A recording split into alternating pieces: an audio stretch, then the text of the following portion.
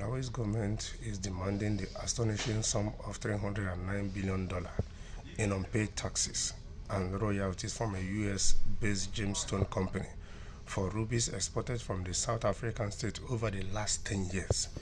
Its Attorney General has told the BBC, so you can imagine that for the past 10 years, this gemstone company has not been paying tax and royalties in Malawi.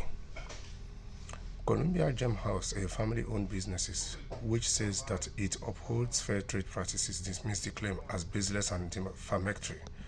The government is also demanding $4 billion from French gas giant Total Energies in an unpaid revenue from an oil storage deal, and $9.5 million from Turkish tobacco firm Star Agritech, said Attorney General Thabo Chakaka Nyerinda. Total Energies declined to commit while Star Agritech denied owing any money. The amount being claimed from the three multinationals is nearly 300 times Malawi's national debt of around $1.2 billion and 22 times its gross domestic product, GDP of $14 billion.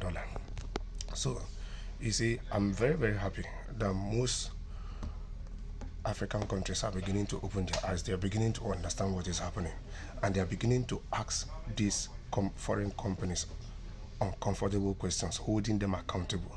So you can imagine that the money these three foreign companies are owing Malawi in taxes and royalties is 300 times more than Malawi's national debt, and is even 22 times more than their GDP, yearly GDP. So what does it tell you? That if Malawi was able to get this money from these people, Malawi would not have needed to go to IMF to borrow money for the bailout they took from IMF last year after running into financial trouble. If Malawi had this money, they wouldn't have run into financial trouble in the first place. So I think at this point in time, Malawi should go all out to make sure that they get this money from these companies. And the only way they can get this money from these companies is first by stopping them carrying out any form of production or extraction in their country. For the moment, they should suspend any work that these companies or any deals these companies are carrying out in their country, and they let these companies pay out their outstanding tax revenues and royalties before they can start any form of production or any form of business or deal. Yes, I just hope that as we are moving forward, more and more African countries will start learning to hold these multinational companies accountable, start investigating them and see if they are keeping to their own part of the deal, and if not, they should be held accountable.